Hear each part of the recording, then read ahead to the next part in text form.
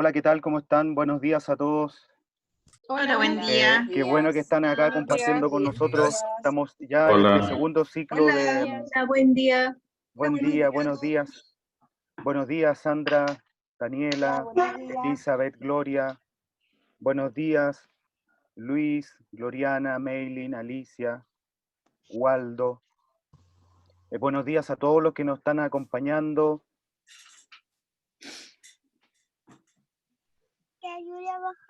Buenos días a todos los que nos están acompañando en este segundo ciclo de, de conversatorios.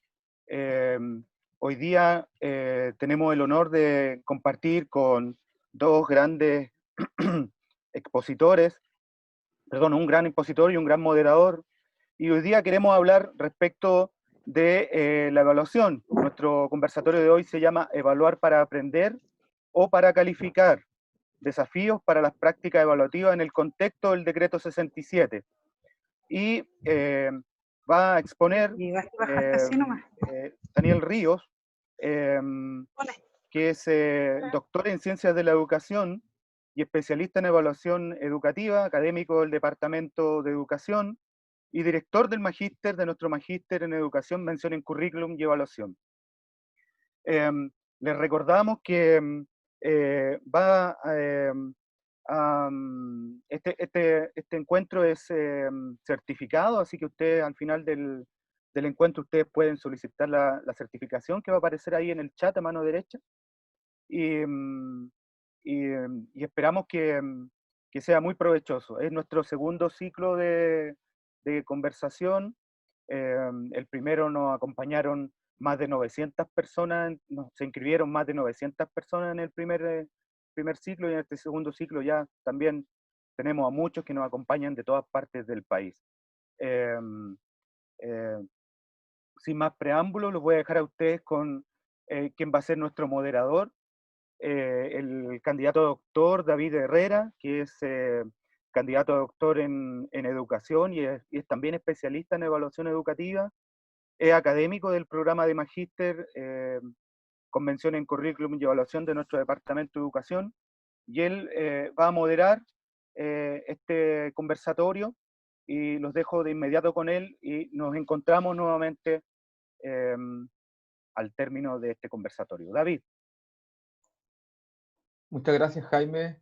Hola, muy buenos días a todos. Bienvenidos a este segundo ciclo de conversatorio con un foco bien particular y creo muy interesante y desafiante para todas las escuelas a nivel nacional, que tiene que ver con la evaluación en un contexto de pandemia y que además está focalizado en un marco de política pública evaluativa, como ustedes conocen de sobremanera, asociado al decreto 67. En este sentido, el profesor Daniel Ríos va a tratar de entregarnos algunas orientaciones, recomendaciones, reflexiones, comentarios, para poder hacernos cargo de estos nuevos desafíos e implicancias que tiene el decreto 67 para las prácticas evaluativas.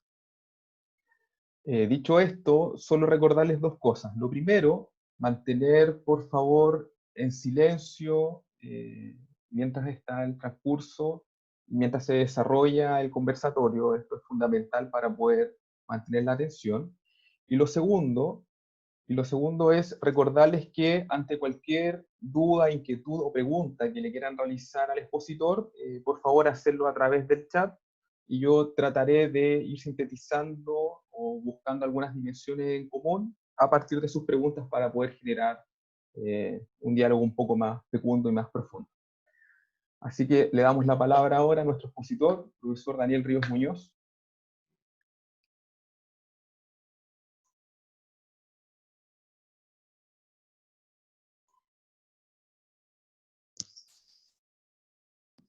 Profesor Ríos, está en mudo. Sí, estaba preparando el discurso. Muchas gracias, David. Bueno, buenos días a todos y a todas. Un gusto estar aquí con ustedes en este conversatorio del segundo ciclo que tiene que ver con temas pedagógicos, y en particular el de hoy día, como decía David, un tema complejo que tiene que ver con la evaluación, ¿ya? El objetivo principalmente es que ustedes puedan visualizar aquellos aspectos, yo diría, conceptuales, teóricos y también prácticos para efectos de modificar, mejorar la práctica evaluativa. En particular, si estamos frente a un desafío de generar una nueva cultura evaluativa, en las escuelas principalmente, o se trata más bien de implementar decretos ministeriales que de alguna manera pueden forzar una práctica evaluativa que no se siente, sino que se realiza más bien por situación de exigencia escolar. Un poco es el desafío como todos los conversatorios, ¿ya? Así que aquí no hay recetas, ustedes lo saben muy bien como profesores, como profesoras, no hay recetas mágicas, no hay varitas que puedan solucionar los problemas de la evaluación, y uno puede hacerse muchas preguntas frente a la evaluación, y en ese contexto espero poder contribuir a esta reflexión y a encaminar prácticas que puedan ser distintas a partir de cierto grado de conciencia de la necesidad de mejorar y de colocar los acentos tal vez más bien en una evaluación para el aprendizaje que por sobre de una evaluación del aprendizaje, o de ambas, porque yo creo en ese sentido aquí no hay una sola verdad, no hay una forma de pensar la evaluación y menos de practicarla, que tiene que ser una cuestión más bien contextualizada. Entonces voy a iniciar la presentación compartiendo con ustedes la PPT. No sé si ahí se ve bien. Bueno, hemos titulado la presentación como Evaluar para aprender o calificar.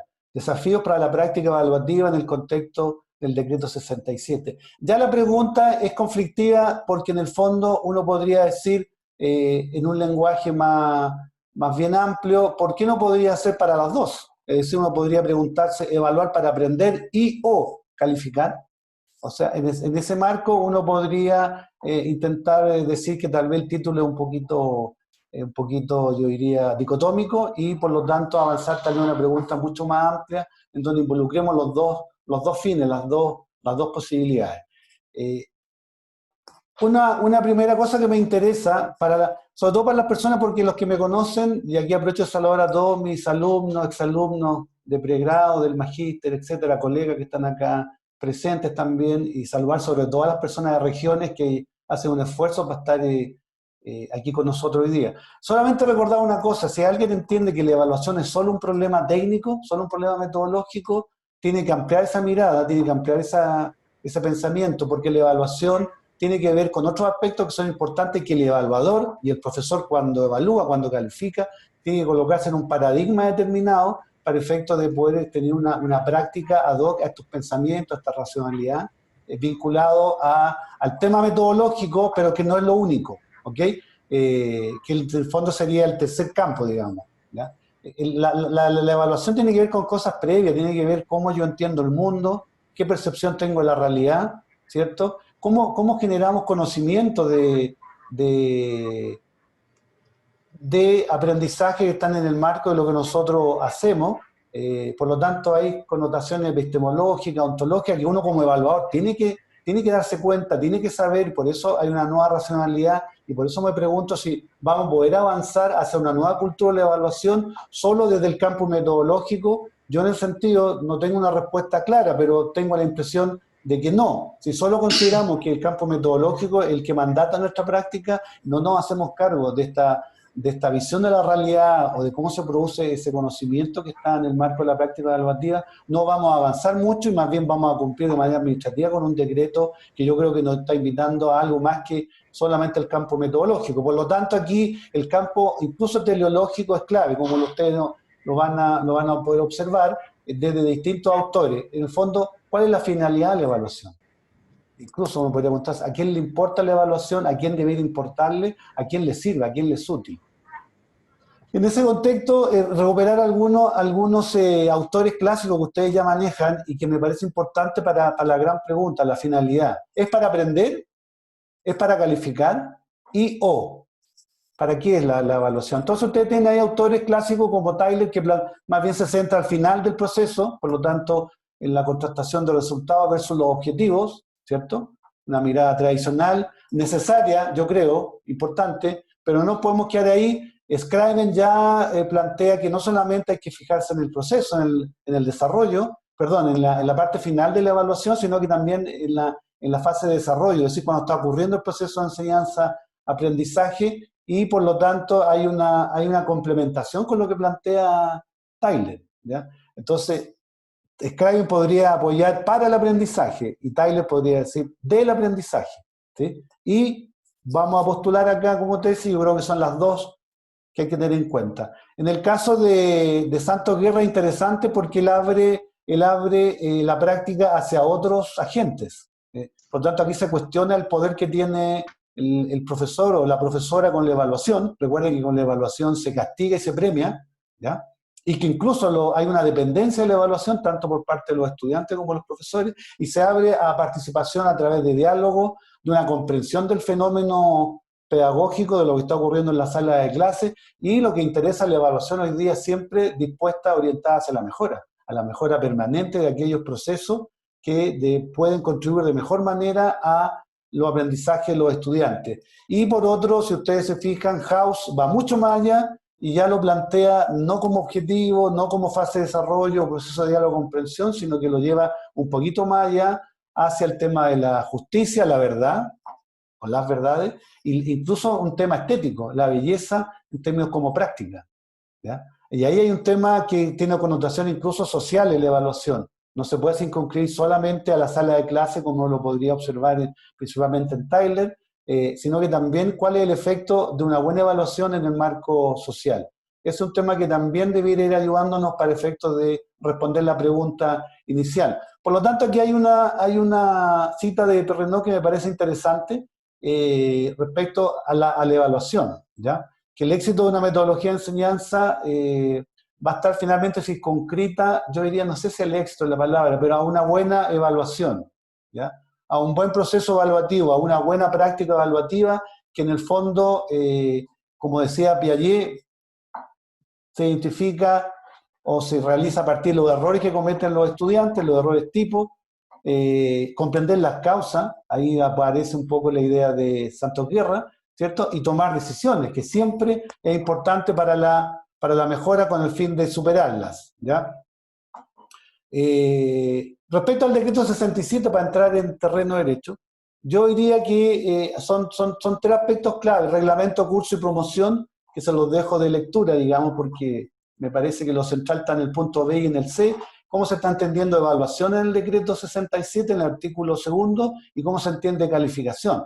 Entonces, si ustedes se fijan, en el caso de la evaluación, habría que ver si se relaciona más bien con el concepto de Tyler, de Scriven, de Santos Guerra, de House, o es una mezcla en definitiva que permitiría recoger información, ¿cierto?, que es contrastada con parámetros para poder generar los juicios e interpretar esa información de aprendizaje y tomar decisiones que contribuyan a la mejora de los aprendizajes de los estudiantes a partir de procesos de retroalimentación oportunos. Y la calificación, que en el fondo representa los detalles probablemente, que al final da cuenta si los estudiantes logran lo que está previsto en los objetivos fundamentales y en los objetivos transversales. Y eso se informa a través de algún número, etiqueta, o símbolo. Ustedes están al tanto de la discusión que hay hoy día, si los alumnos van a ser aprobados automáticamente, si se aplica el decreto 67 y en qué contexto, ¿ya? Si van a haber evaluaciones sumativas o solo formativas. Incluso algunos diputados habían generado una ley, no sé si esa ley avanzó, de que solo sería evaluación formativa, de que solo serían aprobados. Es un tema complejo porque lo que se calcula en términos de pérdida de aprendizaje, según algunos estudios hoy día, es cerca del 80%, un poco más del 80%, sobre todo en sectores de alta vulnerabilidad. Entonces el tema es complejo y tendrá que ser trabajado muy bien en el marco de priorización curricular para este año y el siguiente. ¿Cuáles son los principales, yo diría, elementos del decreto 67 que yo rescataría de este documento? De este documento que tiene rango de ley, en términos ministeriales, ¿ya? Lo importante siempre, ¿qué es lo que se evalúa? ¿Y qué es lo que están estudiando qué es lo que están aprendiendo los estudiantes? A mí me parece clave ahí tener claridad sobre los objetivos fundamentales. No perder nunca de vista los objetivos en las evaluaciones, porque las evaluaciones se construyen a partir de los objetivos que están previstos en los programas de estudio. Por lo tanto, es una primera característica de este decreto, ¿ya? Lo que se pretende evaluar, sin duda, tanto para estudiantes como para profesores. En el marco de pandemia de educación online, lo que hemos aprendido, lo que los estudiantes tienen que tener claridad sobre lo que se va a evaluar, ¿sí? Y ese es un esfuerzo que hacemos todos porque la cultura nuestra más bien es reacia muchas veces a informar sobre lo que uno va a evaluar, ¿ah? O disponer de instrumentos de análisis de los resultados o las pautas de evaluación, etc. Me parece que el corazón ya empieza a aparecer acá de este decreto con la retroalimentación, que sería la parte fundamental del proceso evaluativo. Por lo tanto, aquí aparece Scriven fuertemente representado.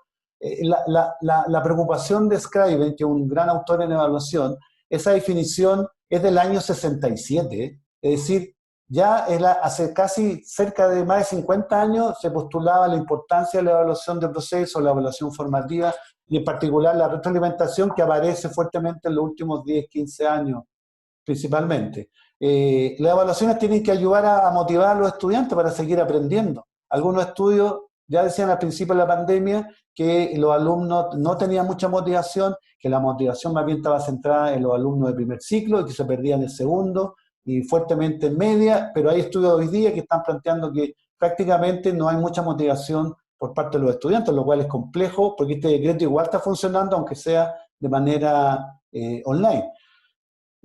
Las evaluaciones deben considerar la aplicación de los aprendizajes, son importantes para generar aprendizaje importante, aprendizaje comprensivo, aprendizaje que duren mucho tiempo, ¿cierto? Que contribuyan a generar procesos cognitivos más allá de los conocimientos memorísticos que los alumnos puedan aplicar. Por tanto, las evaluaciones, no he hablado de instrumentos, las evaluaciones tienen que generar aplicaciones para que los alumnos puedan mostrar su desempeño en estos instrumentos.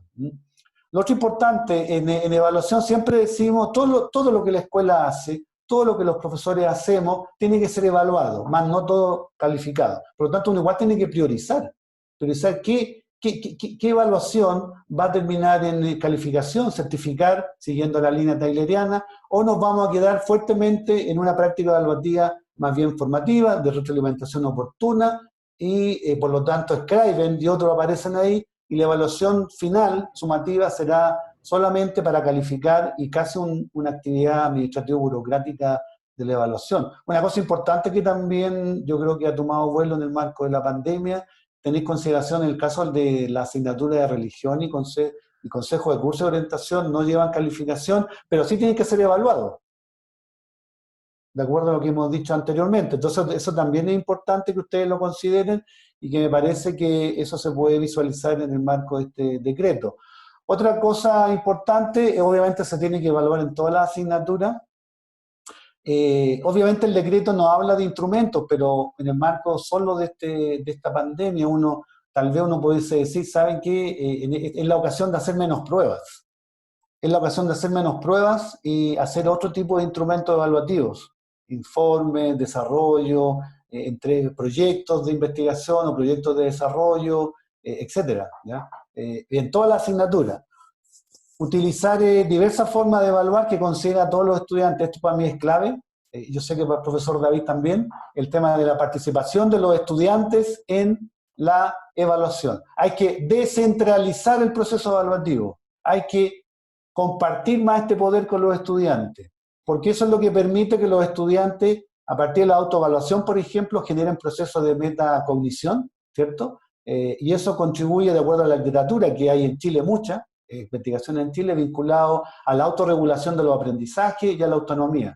Porque si la escuela tiene un sentido, es la autonomía de los estudiantes, para que uno aprenda a depender más de sí mismo, sabiendo que el otro siempre va a ser importante, que siempre vamos a estar con otras personas, que vamos a pertenecer a colectivos, a comunidades, que pertenecemos a una sociedad, pero aquí el primero que tiene que velar por sí mismo tiene que ser el estudiante, y para eso hay que abrir los espacios de participación, hay que hacer actividades que los alumnos se comprometan a partir de sus propios intereses y motivaciones, y tener siempre una participación activa en este proceso evaluativo vía autoevaluación, coevaluación. Principalmente una evaluación formativa que tiene que estar ya en el diseño curricular de aula, en la planificación, ¿ya? Una de las cosas que hemos aprendido en el contexto de yo en particular con cierto dolor es que hemos tenido que programar de manera muy precisa lo que más podamos los procesos educativos que están ocurriendo a través de este formato y donde informamos el tipo de evaluación, incluso las fechas, ¿ah? Yo creo que eso es clave retomarlo, digamos. Usar toda la evidencia de aprendizaje para efectos de la calificación en la instancia final, con intencionalidad sumativa principalmente, y eso mismo en algún momento incluso puede servir para seguir retroalimentando a los estudiantes, ¿ya? Tal vez lo otro que el decreto plantea bien es que la cantidad de calificaciones y las ponderaciones que se usan tienen que ser acordadas respecto a la planificación de la asignatura, debe ser coherente, ¿ok? Entonces, entrando en terreno derecho, ¿dónde yo veo el corazón? ¿Dónde me interesa compartir con ustedes esta experiencia y las reflexiones? Yo diría en la evaluación formativa, ¿sí? Tiene dos características. Una que tiene que estar integrada a la enseñanza, no va por carril aparte, no va por un camino distinto, tiene que estar integrada a la enseñanza, desde incluso la planificación, desde el diseño curricular de aula, para dos intencionalidades. Monitorear lo que está ocurriendo con el proceso educativo, tanto para los estudiantes como para los profesores, y retroalimentar de manera oportuna. Yo creo que este es el mensaje central. Si tuviese que darme con un titular, sería retroalimentar de manera oportuna el aprendizaje. Y cuando tengamos que calificar, tengamos que usar la intencionalidad sumativa de la evaluación, solo lo hagamos prácticamente porque entre comillas, estamos en el marco de educación formal, hay objetivos previstos en los planes de estudio, en los programas, ¿cierto? Y certificar tu aprendizaje, que tiene dos connotaciones para efectos de lo que nosotros hacemos. Por un lado, una responsabilidad profesional, certificamos quién va a ser aprobado o no, pero también tenemos una responsabilidad social porque le estamos informando a nuestra sociedad los resultados de los procesos educativos al interior de la escuela, al interior de la sala de clase. Entonces no nos olvidemos ese doble rol profesional y social para cada uno de nosotros. Entonces aquí me refiero a algunas cuestiones que son conocidas, pero las remarco desde el punto de vista de que hay dos círculos en realidad, no solo uno, porque hay un círculo vinculado a la temporalidad inicial, procesual, final, pero también hay un círculo virtuoso de la evaluación vinculado a las intencionalidades, diagnóstico, formativo, final. ¿Dónde debiera estar, a mi juicio, para apuntar a la mejora permanente? Principalmente a la temporalidad procesual y a la intencionalidad formativa. Este es el corazón del decreto 67. ¿Ya? En ese plano ustedes pueden mirar ahí, después van a poder acceder a la PPT cuando se cuelgue en la página del departamento. Yo quisiera destacar principalmente esa evaluación formativa, ¿ya? Que da cuenta de una preocupación por el proceso, da una preocupación cuál es la marcha, cómo se está aprendiendo, qué se está aprendiendo, cuáles son las condicionantes, las que facilitan el aprendizaje de los estudiantes, las que no facilitan, incluyendo la propia docencia que nosotros hacemos, los recursos que escogemos, las metodologías que aplicamos, etc. Y la parte sumativa es solamente de finalización de este proceso. Ahí tienen ustedes entonces lo que postula la Agencia de Calidad como ciclo de evaluación formativa, de algunos autores, ¿cierto? Está en la literatura. Lo central siempre es tener claridad en el inicio, hacia dónde vamos, dónde está la respuesta, en los objetivos de los programas. Siempre tener a la vista los objetivos de los programas, porque ese es el faro hacia cual nosotros nos conducimos siempre desde el punto de vista de los desempeños y los logros de los estudiantes. Una evaluación que es procesual, que es formativa y nos responde el dónde estamos, ya recogemos evidencias con distintos tipos de instrumentos, ¿ya? Esa evidencia la interpretamos a partir de los parámetros que fijamos para poder contrastar la evidencia recogida y generar los juicios, e identificar los niveles de aprendizaje, ver si hay diferencias, si hay brechas, si hay gap, ¿cierto? Respecto a lo que está aprendiendo los alumnos, de lo que debiera aprender, retroalimentar de manera oportuna. Y hay un tema aquí central de la evaluación formativa que el decreto también invita, que no solamente es la preocupación por los estudiantes, también por nosotros mismos respecto a cómo ajustamos la enseñanza. Porque nosotros planificamos, nosotros aplicamos, pero esa aplicación no siempre se condice con la planificación, porque la actividad pedagógica es una actividad humana, es una actividad social, ¿cierto? Idiosincrásica, por lo tanto tiene posibilidades tiene incerteza involucrada, integrada, y por lo tanto uno también puede estar mirándose para efectos de mejorar y seguir avanzando como se plantea acá.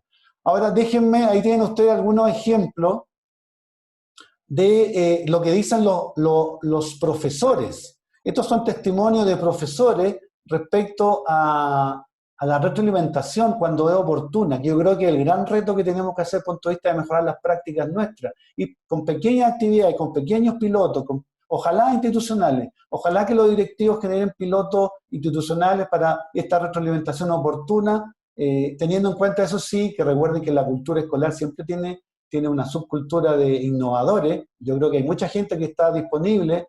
Si ustedes están presentes acá es porque tienen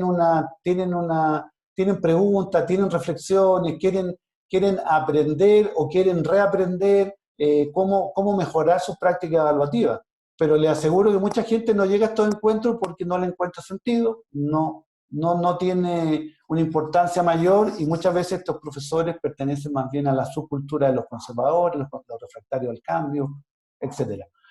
Si ustedes se fijan acá, interesantes los testimonios porque hablan de un poco lo que la literatura dice respecto a la retroalimentación o la importancia, el impacto positivo que tiene la retroalimentación, el darse cuenta de los errores, de las debilidades, cómo los comentarios pueden ayudar a mejorar los aspectos débiles, ¿cierto? El uso de la evaluación formativa, esta cosa interesante, quedé con la sensación de que aún me falta por mejorar, es un gran juicio de esa persona, porque en el fondo es el darse cuenta, el percatarse que todavía podemos seguir aprendiendo.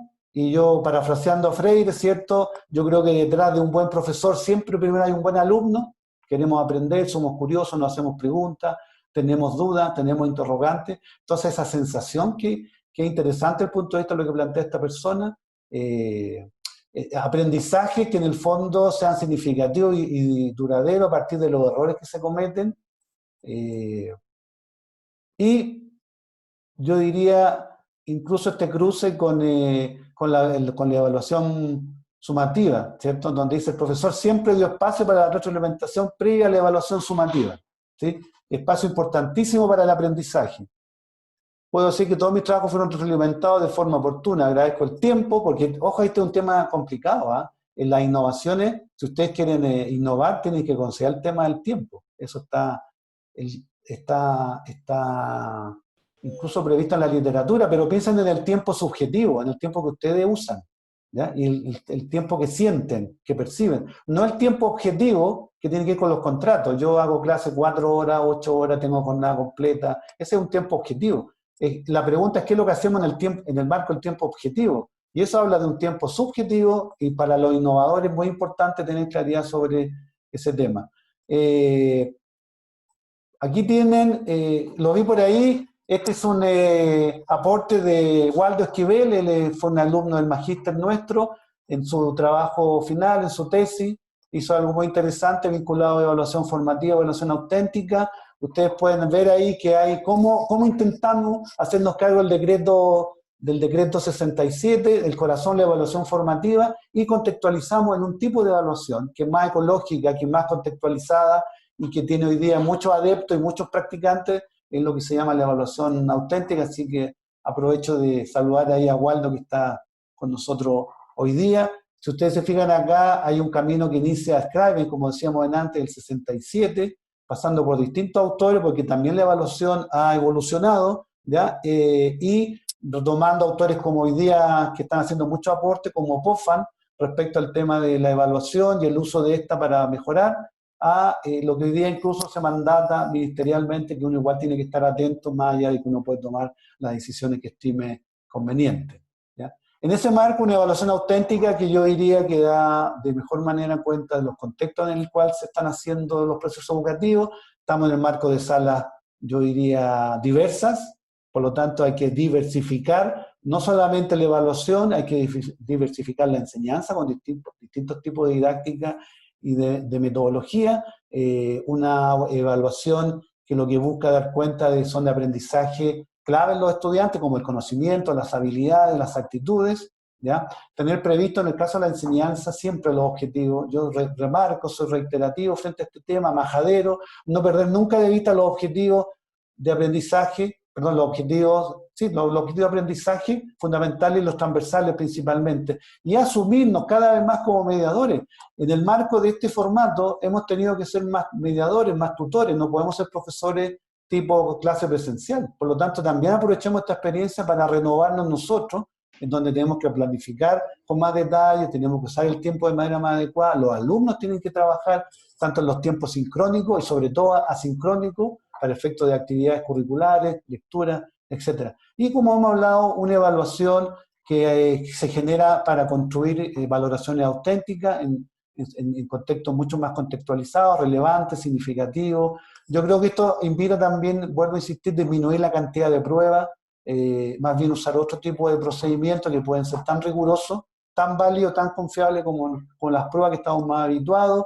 Y en el caso de la evaluación para efectos de conocimiento, habilidades, seguir más bien camino heurístico que algorítmico para generar comprensión más que memorización. Y un tema que también creo que es clave, que el decreto 67, y creo que la evaluación auténtica puede contribuir a fortalecer, que es la participación de los estudiantes en los procesos evaluativos, ¿ya? Una participación que tiene que ser básicamente desde la autoevaluación, también la coevaluación.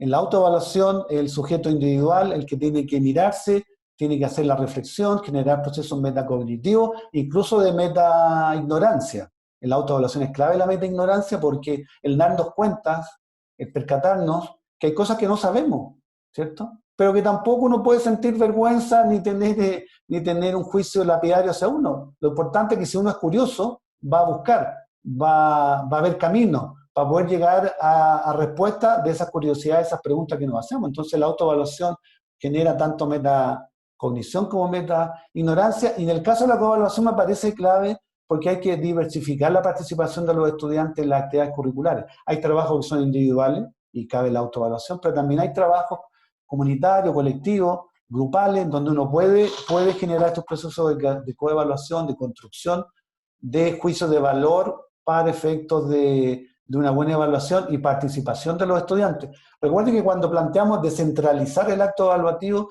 no solamente tiene características, yo diría, ¿cómo decirlo? Características individuales, sino que también respecto a los otros, para efectos de una situación en la cual la coevaluación puede ayudar a esta construcción colectiva. Disculpen un momentito que me voy a quedar sin energía. Son los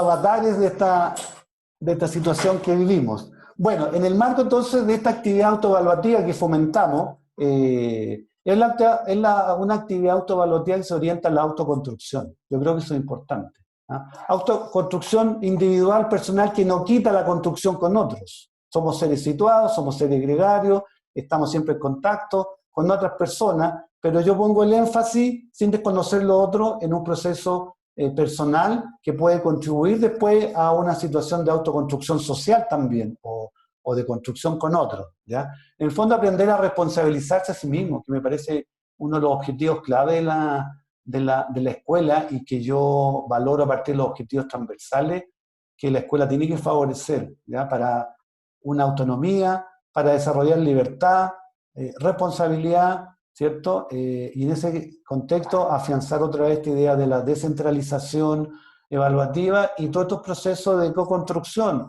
Ahí aparece también el sujeto más social, en los otros, para efecto de un soporte, un sustento de la acción educativa, ¿ya? Ahí tienen ustedes un par de ejemplos, lo que permite la autoevaluación. Ya vimos ejemplos de lo que hace la evaluación formativa con retroalimentación oportuna. Veamos lo que hace la autoevaluación.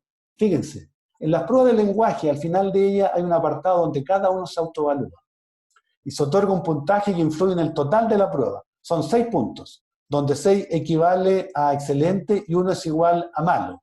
Una vez me saqué un 3.9, dice el estudiante, y marqué irregular. Sé que si hubiese marcado bueno, me habría sacado un 4. Me molestó un poco, pero después pensé que era cierto, que había trabajado de forma irregular, así que era lo que correspondía. Esto es un testimonio de un estudiante de un colegio de Santiago, y que uno puede visualizar el impacto, el efecto positivo que tiene la autoevaluación en el marco de un proyecto educativo cuyos procesos de autoevaluación comienzan en quinto básico, ¿ya? Y terminan en cuarto medio, por lo tanto tienen experiencia educativa permanentemente respecto a esta temática, donde estamos fortaleciendo la participación de los estudiantes en la construcción de sí mismos, porque aquí lo que uno ve claramente son ciertos valores, ¿no? Ciertas actitudes, la responsabilidad, la honestidad, ¿sí? La honestidad se forma, no viene en el ADN, se forma, hay que generar procesos educativos, experiencias educativas en que la gente pueda practicar eso, pueda equivocarse, para que el día de mañana, a partir de esas equivocaciones, yo pueda ser más responsable, más honesto, etc. Y otro testimonio de un alumno ya mayor, de tercero medio, ¿cierto? Donde plantea que lo bueno también es que la autoevaluación puede ser principalmente en lo valórico, pero igual en lo académico a uno le pasa que se autoevalúa. Antes de la prueba, te pregunta, ¿cierto? Nervioso. Uno piensa, ¿cómo te va a ir? Y uno empieza a pensar, estudié, hice las guías, está reflexionando, y al contrario, cuando uno está tranquilo, porque hice el trabajo, estudié. Y aquí viene una cosa clave, que lo que la escuela genera en este tipo de experiencias educativas. Entonces hay una autoevaluación constante que uno muchas veces no se da cuenta. O sea que esta persona, con este testimonio, da cuenta, uno puede inferir de que este dispositivo de la reflexión, de la introspección, del pensarse, del percatarse de sí mismo, lo tiene incorporado en su ser, por lo tanto uno esperaría un comportamiento estudiantil, un comportamiento en estudios superiores, esta persona siguió porque esto tiene varios años, hoy el día de mañana un comportamiento social diferente al que probablemente uno pueda esperar de otra manera. Bueno, entonces en concreto, como ir resumiendo algunas cosas, estamos planteando una nueva racionalidad. Racionalidad significa tener ciertas razones, ciertos pensamientos, incluso generar nuevas creencias, quitarnos algunas creencias de evaluación, generar otras creencias y que algunos conceptos, algunas teorías, usar algunos autores, y yo con eso podría eventualmente generar nuevas prácticas, ¿ya? También de la práctica yo puedo generar nuevo conocimiento a partir de la reflexión que yo hago, como decía adelante en esa slide, que también la hizo una estudiante de magíster, Catherine Riquelme, que no sé si está acá hoy día para saludarla y agradecerle por su colaboración para esta presentación. Aquí que me interesa, ideas centrales para una nueva racionalidad y práctica evaluativa. Bueno, uso diferenciado de espacio y tiempo. La diversidad está presente en la escuela, en la sala de clase. Hay que hacerse cargo de manera concreta, más allá del discurso o la retórica que muchas veces tenemos. La intencionalidad formativa centrada en el proceso, el decreto 67 invita a eso. La versatilidad instrumental en el marco de una evaluación auténtica, principalmente, que no quita que tengamos también una mirada tayloriana, porque recuerde que tenemos que certificar los aprendizajes a los estudiantes, a sus familias y a nuestra sociedad. Por lo tanto, no es una cosa por otra. Yo diría que más bien es la complementación de distintas concepciones, enfoques, teorías, autores, etc. Y una cosa que a mí me interesa de sobremanera es generar siempre más protagonismo del estudiante, para generar a partir de la reflexión, la metacognición, mayor autorregulación, mayor autonomía, mayor libertad, que yo creo que la escuela es la que tiene que fomentar eso con la experiencia educativa que viven los estudiantes. Algunas consideraciones finales, e insistir. Coloquemos siempre al estudiante en el centro del proceso. No somos nosotros, por lo tanto, asumirnos como mediadores. Ellos son los principales constructores de sí mismos, ayudar en esa co-construcción, pero en el fondo el centro de los estudiantes. Apuntar siempre a los distintos tipos de aprendizaje que los planes, los programas de estudios plantean, principalmente conocimiento, habilidades y actitudes. En contexto de diversidad hay que también hacer una diversificación en la enseñanza, desde el punto de vista didáctico, desde el punto de vista de la metodología, desde el punto de vista de la participación de los estudiantes, los recursos, etc. Una evaluación auténtica como enfoque que no evita que uno también pueda tener enfoques complementarios, a mi juicio, sobre todo cuando pensamos en el momento de la evaluación sumativa con vista a la calificación, una evaluación diversificada, pensar menos en pruebas, hacer menos pruebas, generar otro tipo de instrumentos, descentralizar la evaluación, principalmente vía autoevaluación y coevaluación, compartir más este poder. Tal vez con eso también incluso podríamos intentar, no sé si solucionar, pero dar cuenta de un tema siempre complejo que uno tiene que preguntarse. Si la evaluación que nosotros hacemos es justa, si somos justos con las evaluaciones, si somos justos con las calificaciones. Ese es un tema central y en la medida que abramos los espacios, lo hagamos más transparente, creo que podemos avanzar a situaciones de mayor comodidad para todos, digamos. Bueno, autoevaluación y metacognición, la autorregulación y tal vez lo último, no olvidar que siempre nos interesa el aprendizaje integral. Es un concepto bien antiguo, yo diría que varias generaciones de profesores hemos pasado por este concepto, pero yo creo que hoy día sigue siendo tan válido y tan importante, sobre todo en el contexto sanitario que vivimos, sobre todo en los contextos de comportamiento social que observamos, ¿ya? En donde tenemos que tener capacidad crítica, pero también tenemos que ser autocríticos, tenemos que ser normalizados desde el punto de vista de que mi libertad termina donde comienza la del otro, de que hay un bien común que cautelar. Entonces esa formación integral me parece que es clave. Finalmente, entonces, yo les planteo que hay distintos desafíos. Pueden ir de adentro hacia afuera, desde los desafíos evaluativos que hemos conversado, pero por favor, compartir con ustedes que no solamente se trata de mejorar la evaluación, se trata de mejorar, yo diría, el proceso educativo completo que desborda la escuela, porque no solamente es evaluativo, curricular, todos aquellos desafíos escolares, incluso me sitúo en lo antropológico, qué concepto de ser humano tenemos, lo que yo planteaba, la formación integral de la persona, su relación con la sociedad, un concepto político, el bien común, por sobre el bien individual, o los dos. Yo soy de los que postula que uno tiene que estar atento tanto al bien individual, personal, como al bien común, no son contradictorios, ¿ya? A mi juicio, y también una sociedad que cada vez es más diversa, donde hay una democracia que tenemos que afianzarla, mejorarla, profundizarla, ampliarla, los procesos de equidad que conlleva situaciones que hoy día observamos que no nos gustan, no nos parecen, vinculados a calidad también, la justicia, la solidaridad. Es decir, tal vez el mensaje final es que nadie puede pretender que la evaluación solo es un problema técnico, que solo es un problema metodológico. La evaluación es un problema técnico, es un problema metodológico, pero también es un problema curricular, es un problema educativo, es un problema social. Porque acá también están involucrados, si ustedes quieren, que no lo he desarrollado por tiempo, todo lo que está ocurriendo con las familias en el contexto del día de pandemia y cómo han pasado a ser en muchos casos un factor clave para que los alumnos permanezcan en clase, tengan ciertas motivaciones, ayuden en la casa, ¿cierto? Ir a la escuela a buscar material muchas veces, en donde los profesores les entregan las actividades, sobre todo para aquellos que tienen problemas de conexión, que no tienen el equipamiento necesario. Entonces, por favor, nadie puede pretender que la evaluación solo es un problema técnico, un problema metodológico. Es eso y mucho más. Es social, es político, es curricular, es pedagógico, es educativo. Bueno, ahí les voy a dejar algunas referencias que les pueden servir de base. En algunos de los trabajos, ahí está David Herrera también, con el cual trabajamos junto a esta temática. Agradecerle a él siempre su apoyo, colaboración, y ahí tienen para efectos de complementar y ampliar lo que hemos visto ahora. Muchas gracias. Quedo atento a sus preguntas, comentarios, observaciones, etc.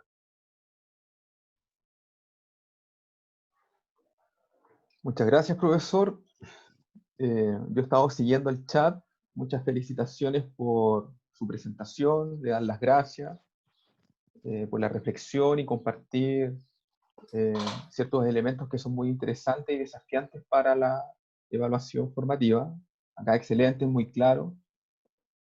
Eso es lo primero que quería transmitir. Lo segundo que quiero transmitir es que nos acompañan de distintos lugares de Chile, de Rancagua, de Copiapó, de Alicante, de Constitución, así que ha sido,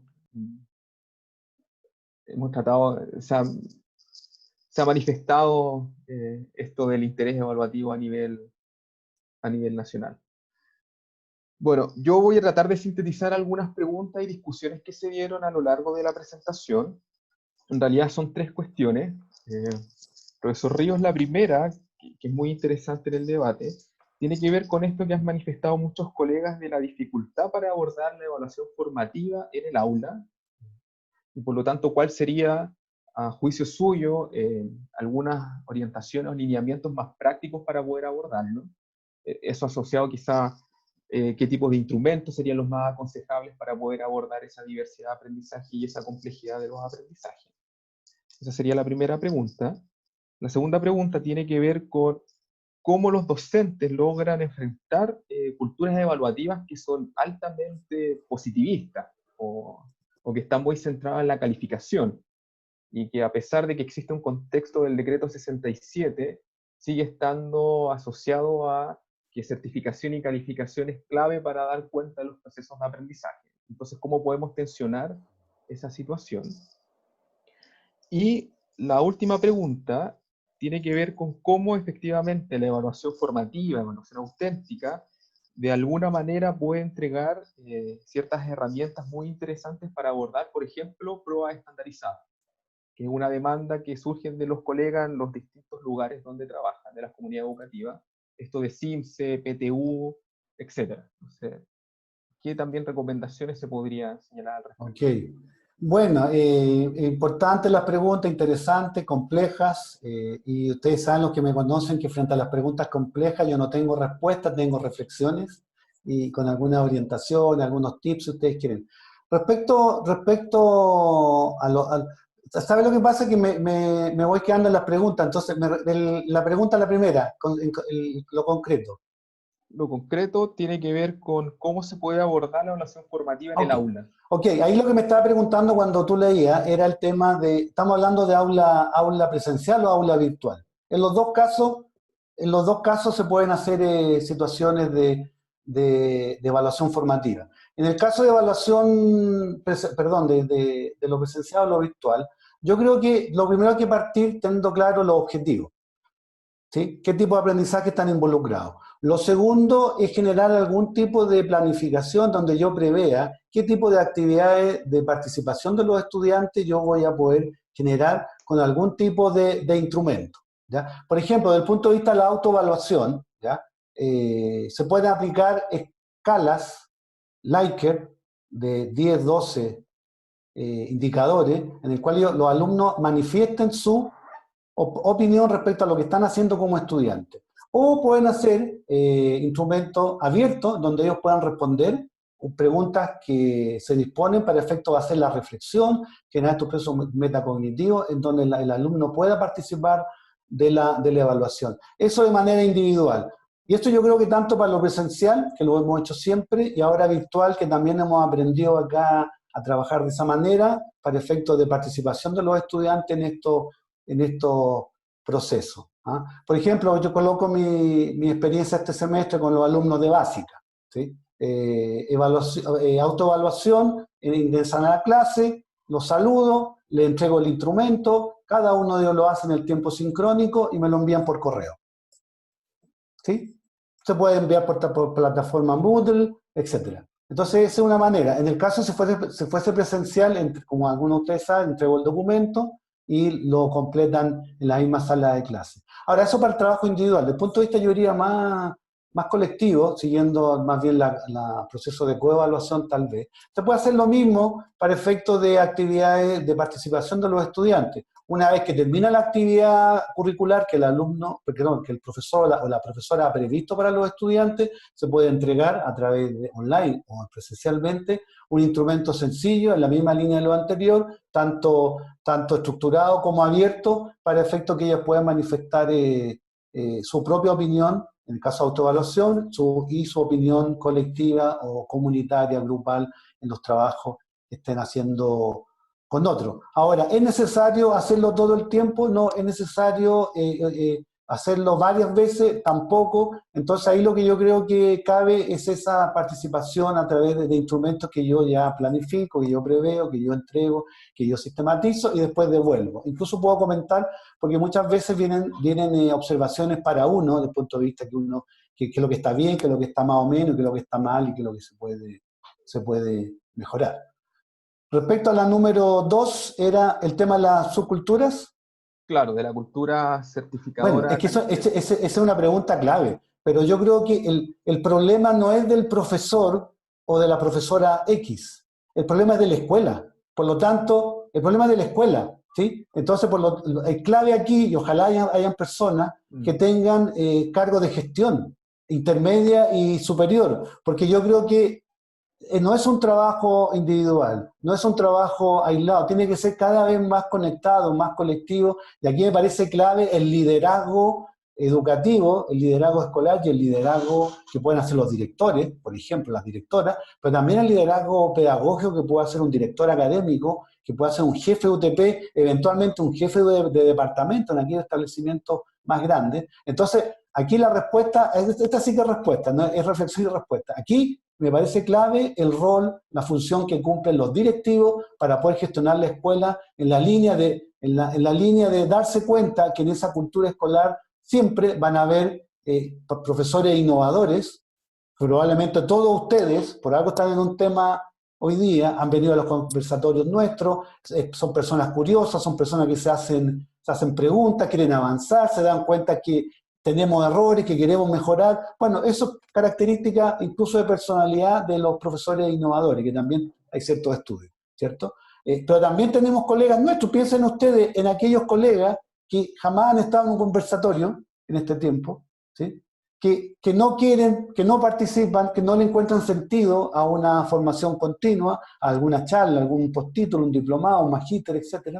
Ellos pertenecen a una subcultura que es la de los conservadores, los refractarios al cambio, ¿ya? Entonces ahí, por eso es importante la gestión de los directivos, tanto superiores como intermedios. Y un segundo factor de conservadurismo, ojo, también está presente en los estudiantes. Por lo tanto, ahí sí que hay un rol del profesorado, y hay un rol también de la gestión de los directivos, porque a los estudiantes hay que explicarles, hay que darles razones por qué hacemos lo que hacemos. Tenemos que argumentar, tenemos que fundamentar, ellos tienen que visualizar conceptualmente por qué es importante que participen de la evaluación, por qué es importante que ellos puedan evaluarse junto a otros compañeros, cuál es el efecto, el impacto. Incluso eso se puede explicar en las reuniones con los papás, para que los papás puedan potenciar, puedan apoyar en la sala de clases. El gran problema ahí es que las evaluaciones donde participan los estudiantes muchas veces son formativas. Entonces muchas veces los alumnos preguntan, profe, ¿y lleva nota eso? Si no lleva nota, muchas veces no se interesan, ¿ya? Porque la nota también es una especie de droga que instalada en las escuelas, ¿ya? Y los alumnos son dependientes de la nota, y ojo, los profesores también somos dependientes de la nota, porque nosotros también premiamos y castigamos con las notas. Y a veces algunos profesores, cada vez menos abuso, porque hay más transparencia, y por una serie de cuestiones, para efectos de esta situación. Entonces, ojo en esa pregunta, yo creo que es clave los equipos directivos. Y la tercera, David. Y la tercera tiene que ver con esto de compatibilizar procesos auténticos con los desafíos de evaluaciones estandarizadas externas. Sí, bueno, es otro tema complejo, digamos. A ver, yo creo que ahí el decreto 67 está invitando a una evaluación de proceso, una evaluación formativa, participación de los estudiantes, una evaluación, yo diría, más bien auténtica, pero no le resta mérito y no le resta, yo diría, impacto a la evaluación sumativa, siguiendo a Tyler, para efecto de certificar los aprendizajes. En esa línea, si uno quisiera estar atento al tema de la evaluación estandarizada, me imagino que me preguntan por CIMSE, PISA, las pruebas de la UNESCO, Teams, qué sé yo. Claro. Ok, todo eso, yo creo que ese es un esfuerzo que están haciendo las escuelas desde hace un tiempo atrás, pero yo creo que no hemos avanzado mucho todavía. Es decir, ¿qué quiero decir? Que las evaluaciones escolares, las pruebas de papel y lápiz, las pruebas escolares, tienen que hacer un esfuerzo de armonizarse con las complejidades que tienen las pruebas mínimo CIMSE, pongamos CIMSE. Ustedes me imagino que han visto las preguntas CIMSE cuarto básico. Están liberadas, muchas de ellas, ¿cierto? Si uno mira las preguntas CIMSE, ¿sí? Son complejas en general. Son preguntas de análisis, son preguntas de interpretación de gráficos, de mapas, de fotos. Tiene que ver con aplicaciones, tiene que ver con habilidades cognitivas superiores, de orden superior, ¿sí? Y cuando uno va a mirar las pruebas de papel y lápiz en la escuela, están muy por debajo de esas habilidades, más bien preguntas memorísticas, descontextualizadas, no hay gráficos, no hay fotos, no hay mapas, no hay diagramas, no hay nada. Entonces, yo creo que la primera La primera responsabilidad del profesor, a mi juicio. La segunda responsabilidad, nuevamente, los equipos directivos. Un jefe de UTP, una directora académica, tiene que estar atento a eso. Quieren sintonizar las pruebas escolares con las pruebas estandarizadas. El primer esfuerzo que hay que hacer es que las preguntas de prueba, por un lado, obviamente apuntan a los objetivos de aprendizaje, pero principalmente a su aprendizaje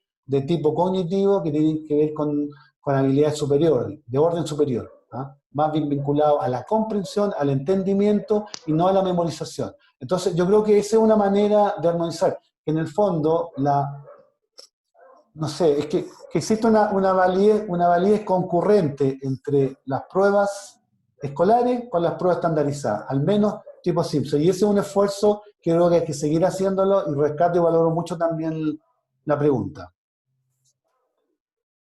Sí, un último comentario, profesor, que ahí se han generado nuevos comentarios a propósito de las reflexiones que nos comparte. Tiene que ver que también existiría o existe un desafío para la formación inicial docente para poder enfrentar estos nuevos procesos evaluativos, y ahí también se generan tensiones, y cómo las universidades se han hecho cargo de estos desafíos evaluativos para fortalecer a los futuros profesores. Y el otro comentario que surge es, bueno, cómo los UTP o el rol de los UTP puede disputar esto que usted denominó de la calificación, de la certificación, en función de que también están insertos en un sistema evaluativo estandarizado y que está bajo las lógicas de la accountability. Por lo tanto, ahí también se generaron algunos comentarios al respecto. Y de cómo esto, en definitiva, está enmarcado de un cambio sociocultural en función de cómo se ha visualizado la evaluación hasta este momento. Ok, parto por esta última. Yo creo que también es clave, bueno, lo que está planteando la persona. El mejoramiento de una práctica en general es compleja. No es una modificación inmediata, mecánica, no es por decreto, no es porque alguien lo dice, sea el jefe UTP, la directora, el ministerio, la universidad, etc. Aquí este es un tema complejo, por lo tanto es multifactorial, y yo creo que se puede avanzar por distintos frentes, digamos. Yo diría el primero en la conciencia de cada uno de nosotros como profesores. Si lo que estamos haciendo está siendo ajustado, se ajusta a lo que nosotros esperamos. ¿Se escucha? ¿Aló? Sí, algo pasó ahí con... Algo pasó ahí con alguien que está colocando una foto, nos está compartiendo sí. una foto. ¡Ah, es una torta para mí! Fantástico. Agradezco mucho. Bueno, ¿sí? ¿Se puede? ¿Aló? Los perdí, sí, ¿no? ¿Sí? Ok. Ahí sí. Ahí hay un esfuerzo que se tiene que hacer, que me perdí de nuevo, pues, David, con el tema de la torta, me quedé pensando en la glucosa. El tema del cambio sociocultural frente a la evaluación. Ah, sí, lo que pasa es que el tema es complejo, entonces yo creo que el primer frente somos nosotros los profesores. Un segundo frente son los que gestionan la escuela, y por lo tanto yo esperaría un jefe UTP tiene que estar dispuesto a sufrir los embates de la realidad, ¿sí? En el sentido de que, claro, la accountability está presente, y las escuelas las escuelas, que es una abstracción, los directores, los profesores, tenemos que dar cuenta de lo que hacemos, ¿sí? Tenemos que dar cuenta y responsabilizarnos. Por eso yo decía, la responsabilidad nuestra es profesional y social, y tenemos que rendir cuenta, y la accountability va a estar presente, y yo creo que quedarse solo en eso, claro, eso es lo complicado. Pero por otro lado, estar en sintonía con la accountability no quita la posibilidad o la fuerza de hacer modificaciones sustanciales dentro de la escuela a través de procesos de innovación que contribuyan, en el caso de la evaluación, a pequeños cambios que el día de mañana pueden ser grandes cambios. Estos testimonios de estos estudiantes a través de la autoevaluación, ¿cierto? Son experiencias educativas de establecimientos escolares que tienen 30, 40, 50 años con estos procesos.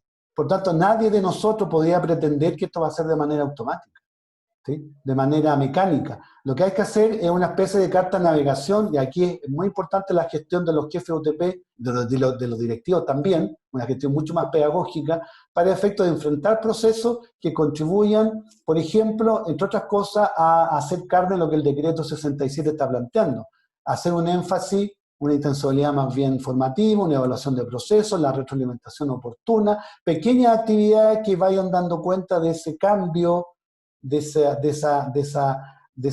superación, de solo mirar la evaluación como un acto final para efecto de rendir cuenta, en este caso a los estudiantes, a la familia, a la sociedad. Yo creo que en ese sentido me parece que la inteligencia está en la escuela, está en el profesorado, y hay que avanzar desde el punto de vista de la gestión de lo que estamos haciendo. Si ustedes se fijan, la mayor parte de la formación continua hoy día de los profesores, y que tiene mucho recurso ministerial, mucho recurso estatal, y a través de cómo mejoramos el liderazgo escolar, el liderazgo pedagógico. Eso me parece clave. Respecto a lo primero, yo creo que siempre, bueno, en educación siempre como que la aplicación, los cambios van más lentos. Recuerden que Scriven, en el año 67, hablaba de la evaluación formativa, de la preocupación por el desarrollo, por la fase de desarrollo del proceso educativo. Y recién hoy día aparece en un decreto una idea que está instalada hace 53 años atrás.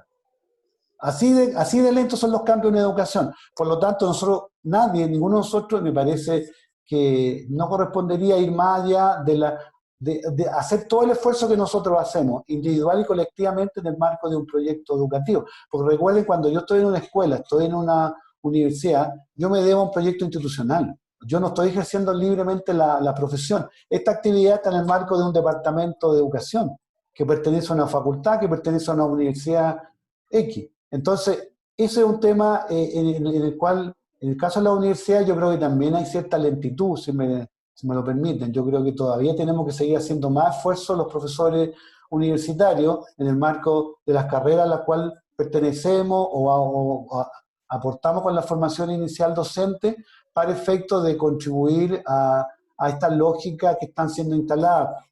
Por ejemplo, en un curso de evaluación ya debería estar instalado el decreto 67, de un programa que tiene que ser renovado, que hay que mirar incluso los estándares pedagógicos.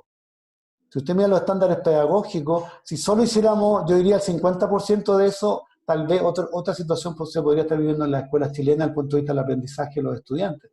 Entonces yo creo que también es un desafío permanente para las universidades, en particular para las carreras de pedagogía, intentar buscar soluciones o contribuciones que permitan armonizar los requerimientos externos con lo interno en cada una de las escuelas. Y el otro desafío, desde el punto de vista de la universidad, que me parece importante, es seguir contribuyendo con la formación continua. Esta actividad que el Departamento de Educación ha instalado, esto es el séptimo conversatorio del Departamento de Educación, también es una forma de contribuir a este debate, a la reflexión, a las miradas, al llevarse más preguntas que respuestas. Y ahí yo creo que la universidad tenemos que seguir peleando para poder seguir avanzando en la línea de contribuir a una buena formación de nuestros profesores.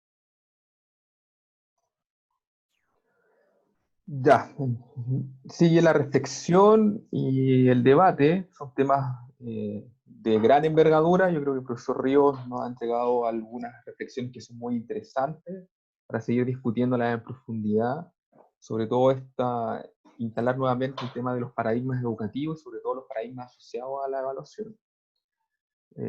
Y bueno, estamos cerrando quizás esta ronda y yo me quiero tomar la atribución de la palabra. Quiero saludar a algunos exalumnos de colegio, que sé que están por ahí, así que un saludo a ellos.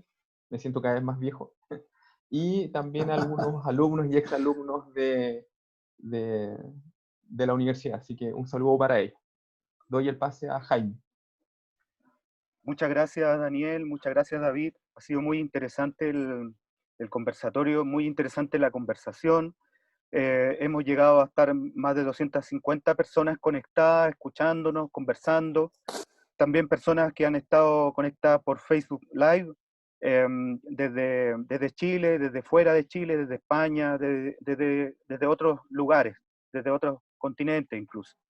Es una oportunidad, esta ha sido una oportunidad, estos conversatorios, 6 conversatorios ya, han sido una oportunidad para encontrarnos, para discutir. Ya más de 1000 personas inscritas, hoy día muchísimas personas participando al mismo tiempo exalumnos, profesores, docentes, directivos, colegas, gente repartida por todo el territorio, y no queremos sino agradecerles su participación, el estar ahí, y recordarles dos cosas. Primero, que estas conversaciones se pueden certificar. Nosotros estamos entregando un certificado, y muchos de ustedes nos piden estos certificados que tienen cierto valor, ¿cierto? Estamos en pandemia, y estos certificados nos pueden ayudar. Y lo segundo es compartirles a ustedes el próximo conversatorio que se llama Propuestas de Enseñanza de las Ciencias Sociales y Naturales en el Currículum Escolar Priorizado, cuyos expositores esta vez van a ser la doctora Paloma Miranda y el doctor Saúl Contreras. Ambos especialistas, uno en ciencias sociales, en didáctica de las ciencias sociales, y el otro es didactólogo de las ciencias experimentales. Y la moderadora va a ser nuestra directora, la doctora Claudia Córdoba. Ese es nuestro próximo conversatorio al cual están todos invitados. Muchas gracias por estar ahí, muchas gracias por compartir este momento de pandemia educativo con nosotros, y bueno, agradezco mucho a David, agradezco mucho a Daniel por sus reflexiones, como él dice, también bastante, algunas de ellas bien jugadas, ¿sí? Como esa que las notas son como una especie de droga, dice Daniel Río, muy jugado. Muchas gracias, un abrazo, y nos vemos la próxima semana. Que estén muy bien, que pasen un muy buen fin de semana junto a todos sus familiares, junto a todos sus seres queridos. Nos vemos. Muchas gracias por estar ahí.